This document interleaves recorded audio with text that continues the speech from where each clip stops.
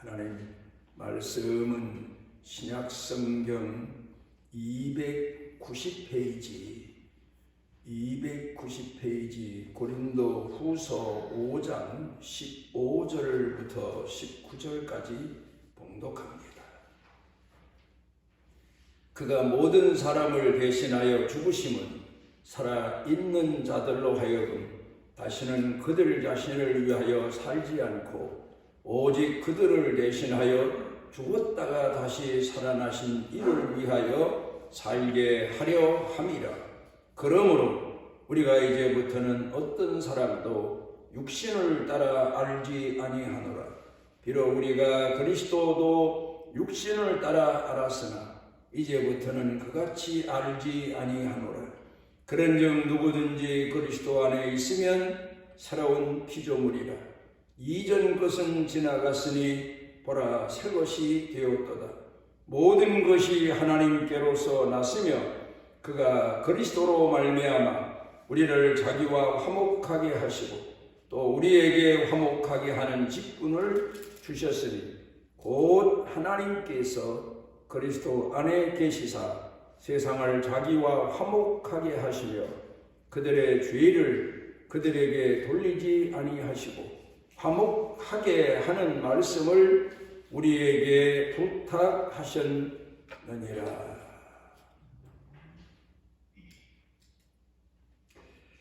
미국 TV에 미국서 유명한 코미디언 한 사람이 나와서 교통사고 이야기를 합니다.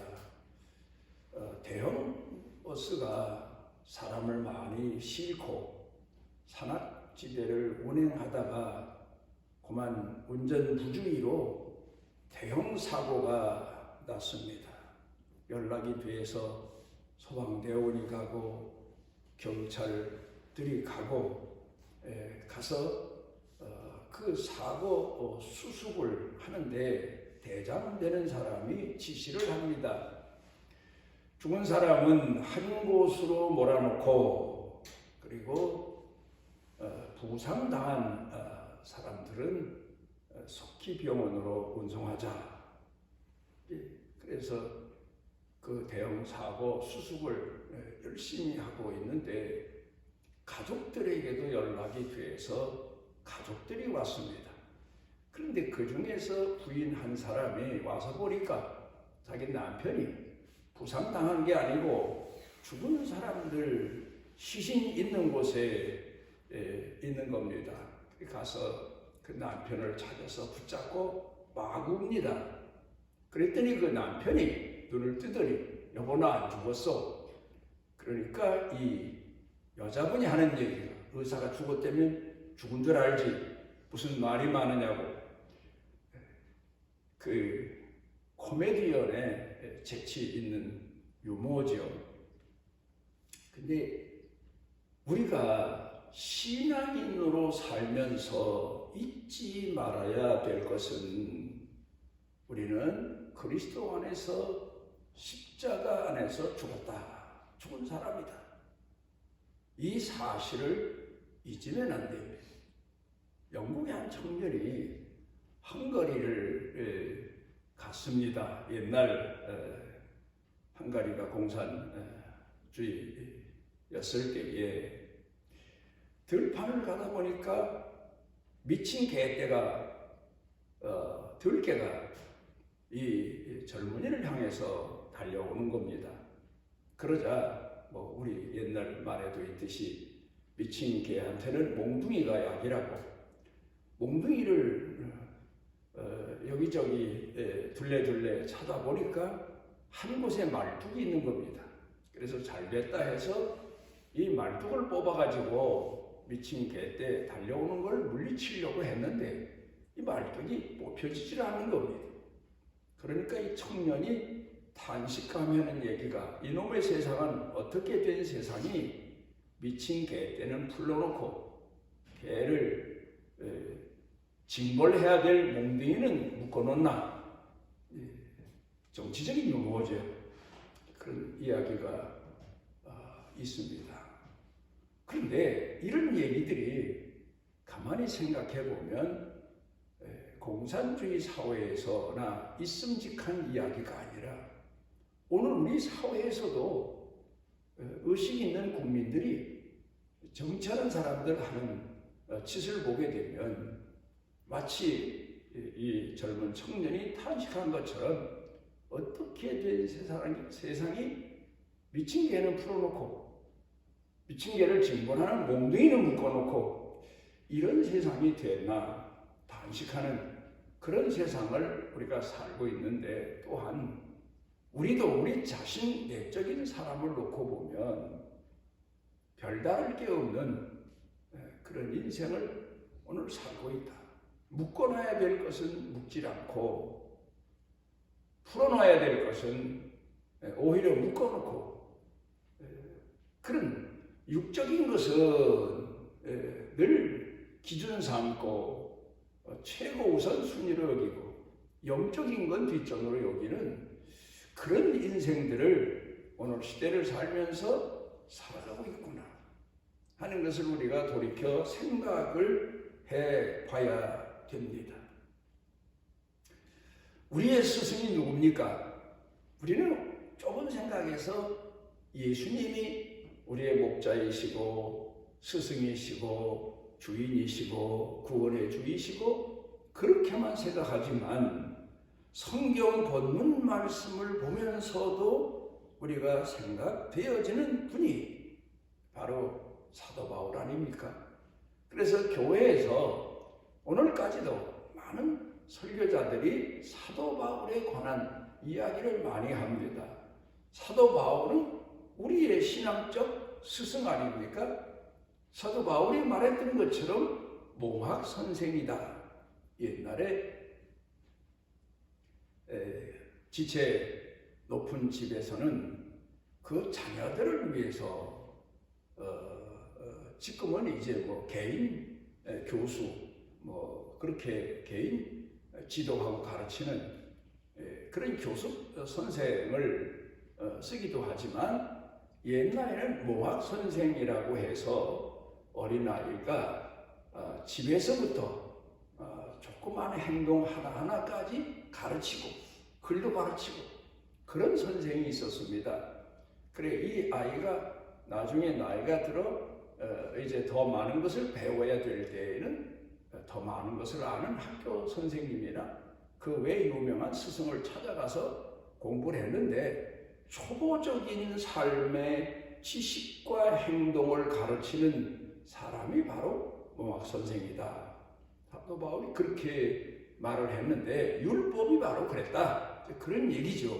그런데 어쨌든 우리의 신앙적 스승인 사도 바울이 오늘 성경 본문 말씀 가운데에서 이야기하고 있는 내용이 뭡니까? 예수님이 죄인인 우리들을 위해서 죽으셨다. 그것만이 아닙니다. 그러니까 우리도 그 예수 그리스도 안에서 죽었다. 두 가지를 얘기합니다. 예수님이 죽으셨다. 우리도 죽었다. 예수님이 죽으셨다가 우리를 위해서 죽으셨다가 부활하셨다. 우리도 우리 육신의 사람에 대해서는 죽었다. 그런데 영적인 사람에 대해서는 열심히 살아야 된다. 영적인 사람을 위해서 살아야 된다. 영적인 인생을 살아야 된다. 신앙적인 인생을 살아야 된다.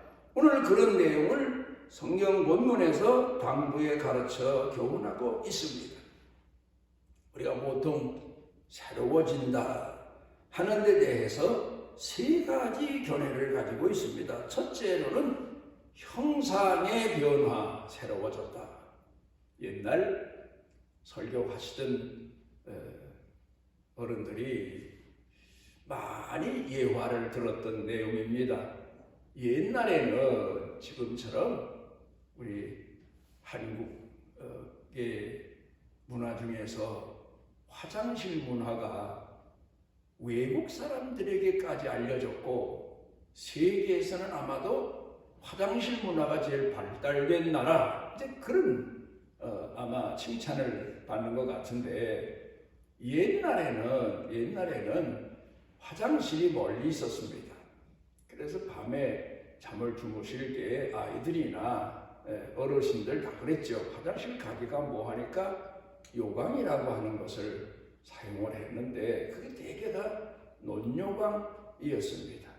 그런데 설교하는 분들이 이 논요강이 오래돼서 내다가 팔게 되면 그 요강을 모아다가 재련하는 사람들이 1000도, 2000도 불을 높여서 거기서 녹여가지고 다시 녹그릇을 만드는데 처음에는 요강의 신세였는데 다시 만들어진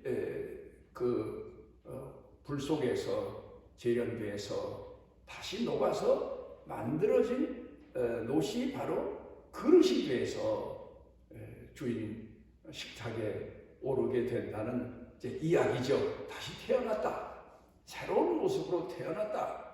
옛것은 없어졌다. 그런 의미에서 신앙적 교훈 얘기를 많이들 하셨죠. 외적인 변화. 그 다음에 두 번째로는 진화적인 변화입니다. 지성인들 또 그런 거 하면은 사람이 살면서 우리 삶에 얼마나 많은 변화가 있습니까? 젊은 사람들에게는 새로 나온 전자제품을 주면 가르치지 않아도 다 작동합니다. 그런데 나이가 많은 사람들은 벌써 시대적인 차이가 많이 났기 때문에 아무리 가르치면 그 자리에서는 끄떡이고 안다고 하는데 돌아서면 또 잊어버리고 이런 외적인 삶의 변화, 사회성의 변화 이런 것들을 보지요. 그 다음에 생산적인 변화가 있습니다. 그거는 경제적인 변화다. 그렇게 말하기도 합니다만은 새로운 의미에서 새로운 용도에 적응해 나가는 것 이것도 새로운 변화다. 그렇게 말합니다. 그런데 오늘 성경 본문 말씀 가운데에서 말씀하고 있는 새로운 피조물에 대한 변화는 창조적 변화, 영적인 변화. 예수 안 믿는 사람이 교회 나온다고 해서 외적인 변화는 이루어질 수 있지만 내적인 변화는 그 다음 단계입니다. 교회 다니면서 말씀과 성령으로 내적인 사람이 거듭나서 옛사람을 버리고 새사람으로 다시 사는 그런 거듭남의 역사가 있어야만 하나님의 자녀로, 하나님의 백성으로, 하나님의 일꾼으로 살아갈 수 있다는 사실을 오늘 성경 본문 말씀 가운데에서 가르쳐 교훈하고 있습니다. 내적인 변화냐, 외적인 변화냐. 사람들은 나이가 들어가면서 외적으로 나이가 들면 아무래도 이 피부나 이런 모습이 늙게 되니까 이제 그를 막기 위해서 화장을 하지만 이거는 내적인 변화가 아니고 외적인 변화의 한 부분일 수 있을까? 그렇습니다. 그런데 내적인 변화라고 하는 것은 속에서 변화되기 때문에 그 사람의 삶이 변화되고 행동이 변화되고 그 사람의 인생이 변화되는 그걸 오늘 성경 본문 말씀 가운데에서 말씀하고 있습니다. 그런데 이 변화 중에는 두 가지 변화가 있습니다. 먼저는 죽음 애로의 변화. 예수님께서 산상보훈을 말씀하십니다. 그런데 들어보니까 참 말씀은 좋은데 우리가 과연 그 말씀대로 살 수가 있을까? 속옷을 날라는 자에게 겉옷까지 주고 오른편 뺨을 치는 자에게 왼편도 돌려대고 오리를 가고자 하는 자에게 심리까지 갖추고 과연 이런 인생을 살 수 있을까? 아마도 들으면서는 은혜의 말씀인데 뒤돌아서 많은 사람들이 그런 생각을 했을지 모릅니다. 그런데 거기에 대해서 사도 바울이 오늘 성경 본문에서 가르치는 교훈의 내용은 그 말씀을 준행하기 위해서는 그 말씀의 순종자가 되기 위해서는 먼저 그리스도 안에서 예수님이 십자가에서 죽으신 것처럼 우리도 죽어야 된다. 그렇게 얘기를 하고 있습니다. 왜 죽어야 되느냐? 예수님이 우리 죄값을 치러주시고 우리를 구원하시기 위해 십자가에 못 박혀 돌아가셨으니 우리가 예수님 사랑과 하나님 사랑을 회복해서 그 예수님의 뜻을 따르기 위해서 우리가 죽어야 된다. 여러분, 우리가 육신적인 죽음을 말하는 게 아니에요. 영적인 죽음을 말합니다. 내적인 죽음을 말합니다. 사람이 보통 우리 사는 생활 가운데서도 어느 때 자기 자신이 낮아지고 작아지고 결국 죽습니까? 이런 얘기 하지 않습니까? 사랑하는 사람 앞에서는 자기 자신이 작아진다. 또 낮아진다. 또 때로는 자기를 포기한다. 진정한 사랑 앞에서. 그래, 여러분 보십시오. 예수님이 십자가를 앞에 놓으시고 얼마나 번민을 하십니까? 아버지여, 할 수만 있으면 이 잔을 내게서 옮기시옵소서. 그런데 결국 끝에 가서 예수님께서 아버지의 뜻이면 아버지의 잔을 내가 어찌 포기할 수 있느냐 하시면서 아버지께서 주신 잔을 받으시는 것처럼 십자가를 지십니다. 거기에 깊은 내용이 뭡니까? 사랑입니다. 하나님을 사랑하시기 때문에 본인 자신의 목숨을 죄인들을 위해서 아버지의 뜻이기 때문에 내어 놓으십니다. 그러니까 우리가 세상적인 법칙을 놓고 봐도 내 스스로가 죽을 수 있는 건 사랑 앞에서 내가 죽습니다. 고린도 후서 5장 14절에 그리스도의 사랑이 우리를 강권하시는도다. 그리스도를 향한 사랑이 뜨거우면 뜨거울수록 내 자신을 낮추고 내 자신이 죽는 겁니다. 그런데 사랑이 부족하면 부족할수록 내가 사는 겁니다. 내가 존경을 받아야 되고 인정을 받아야 되고 높임을 받아야 되고 내 할 말 다 해야 되고 사랑이 부족한 말이 많아져요. 그런데 사랑이 풍족해지면 그리스도의 사랑의 강권함을 받으면 한마디 말도 필요 없는 겁니다. 사랑이면 되는 겁니다. 사랑 안에서 우리가 죽을 수도 있고 오늘 성경 본문의 얘기가 그 얘기입니다. 진정으로 하나님을 사랑하고 예수님을 사랑하면 어떤 경우에도 내 자신을 쳐서 목종케 할 수 있고 내 자신이 죽을 수 있다. 그걸 가르쳐줘. 금년 한 해도 우리가 기도 제목이 하나님, 육신적인 기도 제목을 가지고 내가 더 높아지게 하시고 내가 더 내 의사가 관철되게 하시고 내가 더 사람들로부터 인정받게 하시고 그런 기도할 게 아니라 내가 더 죽게 해주십시오. 더 낮아지게 해주십시오. 더 양보하게 해주십시오. 더 포기할 줄 아는 인생을 살게 해주십시오. 내 정욕에 관한 것, 육신에 관한 것 이런 것들을 다 포기하고 쓰레기처럼 다 버리고 진정으로 하나님 앞에서 진정한 하나님의 사람으로 사는 생명을 선택하는 그런 신앙인이 되게 해 주십시오. 하나님께서 에덴 동산에 선악과를 지으셨습니다. 그런데 자세히 보니까 생명과도 지어놓으셨습니다. 그런데 선악과를 따먹은 죄인이 생명과를 따먹으면 죽지 않고 영원히 살아요. 그렇게 살아서 뭐합니까? 그러니까 하나님께서 서둘러서 아담과 하와를 에덴 동산에서 내어보내십니다. 그리고 에덴 동산의 길을 막아버리십니다. 왜 그렇습니까? 그리고 고난을 명하십니다. 고난과 역경을 겪으면서 비로소 생명이 얼마나 소중한가. 영적인 생명 말입니다. 하나님을 공경하는 신앙적 생명이 얼마나 귀한가를 복음을 통해서 사람들이 선택하도록 새로운 방법을 하나님께서 만들어 놓으신 겁니다. 그러므로 오늘도 우리가 살아가면서 정욕에 관한 것, 세속에 관한 것을 포기하면서 생명에 관한 것을 선택할 줄 아는 그런 신앙인의 삶을 살아야 된다고 오늘 성경 본문에서 가르쳐 줍니다. 갈라디아서 5장 24절에 그리스도의 사람들은 육체와 함께 그 정과 욕을 십자가에 못 박았느니라. 우리의 스승인 사도 바울이 그렇게 가르쳐 교훈하고 있습니다. 우리가 죽어야 교회가 살아. 우리가 죽어야 하나님 영광이 드러내고 영적인 인생으로 살 수 있게 되고 하나님께 영광 돌리며 충성 다할 수 있게 돼요.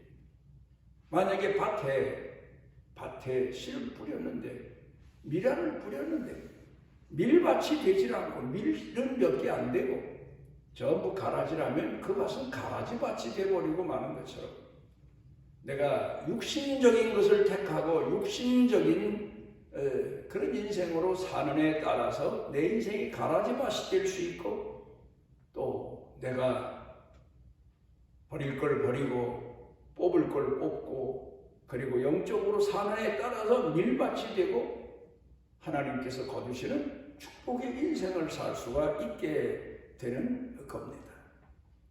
아우구스티누스의 이야기입니다. 그가 회개하고 난 다음에 자기 고향으로 한번 갔습니다. 복음을 전하러 갔겠지요.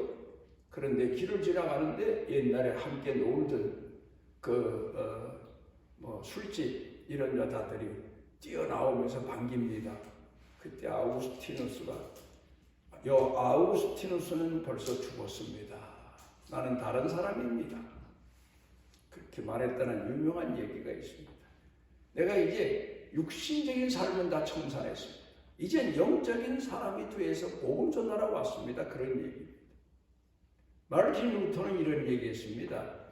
오늘 내가 죽어야 되는 게 아니고 이미 벌써 우리는 죽었다. 하나님이 우리를 선택하셨을 때 이미 죽은 사람이다. 그리스도 안에서 그렇게 이야기를 하고 있습니다. 오늘 성경 본문 말씀 가운데에서 우리에게 가르쳐 주고 있는 교훈이 뭡니까? 바로 하나님의 사랑 안에 거하는 자들은 그리스도의 사랑 안에 거하는 자들은 그리스도의 법인 사랑을 통해서 살아야 된다. 예수님의 법이 뭡니까? 우리는 율법 하면은 10가지를 이제 이야기하죠. 1계명부터 10계명. 그런데 예수님의 법은 딱 하나밖에 없습니다. 그게 뭐냐면 사랑입니다. 성경 가운데 보게 되면 기막힌 얘기가 나옵니다. 마태복음 7장 23절 가운데 보게 되면 예수님께서 이런 말씀을 하시고 계십니다. 예수님을 사랑하는 사람들, 사랑하는 마음을 가지고 사는 사람들, 그런 사람들은 바로 하나님의 자녀요 예수님이 귀히 여기시는 영적인 존재들입니다. 그런데 그 사랑을 잊어버리고 불법을 행하는 자들이 있습니다. 나중에 심판대에 예수님 앞에 나와서 예수님, 우리가 예수님 이름으로 선지자 노릇했습니다. 병 고쳤습니다. 얼마나 귀한 일입니까? 보통 사람으로 할 수 없는 일이잖아요. 선을 행했습니다. 가난한 사람을 돌봤습니다. 그런데 예수님께서 나는 너희를 도무지 모른다. 불법을 행하는 자들아 떠나가라. 왜 그러셨습니까? 그들 마음 가운데는 하나님 사랑이, 진정한 사랑이 없었기 때문입니다. 그러므로 오늘 우리는 성경 본문 말씀을 통해서 배우는 교훈이 뭡니까? 사랑 안에서 죽고 사랑 안에서 다시 사는 신앙인이 되어야 될 겁니다. 기도하십니다. 오늘 우리를 지극히 사랑하셔서 저 앞에 모으신 아버지 하나님, 하나님은 사랑이시라고 말을 하면서도 그 하나님을 닮지 아니하고 우리 자신의 육체의 사람대로 살아서 하나님 영광을 가리우고 하나님께서 원하시는 선하신 뜻을 저버리고 산 죄를 회개합니다. 주여, 기도하옵는 것은 내 자신 속사람을 초사복종케 하고 육의 사람, 정욕의 사람을 쳐서 목종케 하고 그리스도 안에서 새로 신앙의 사람으로 거듭나서 하나님을 공경하며 사는 축복의 삶을 금년에는 꼭 살게 해 주옵소서. 예수님 이름으로 기도드리옵나이다. 이스라엘 하나님 여호와께 긍휼하신 은혜와 은총을 사모하며 주의 사랑을 사모하는 자녀들, 주 앞으로 하나님 앞으로 이끄시는 우리 주 예수 그리스도의 무한하신 은혜와 우리를 품에 품으시고 영원토록 우리를 사랑하시는 아버지 하나님의 지극하신 사랑과 우리 속에 내재하셔서 빛을 비추어 주시고 의를 깨닫게 하시고 신앙의 길을 보여주시고 이끌어 인도하시는 성령님의 능력의 은총이 사랑하는 자녀들 생각, 마음, 영과 육 사는 생활, 경영, 일터 그리고 온 가족, 온 교회 중에 넘치고 넘치도록 함께 하시기를 축원하옵나이다.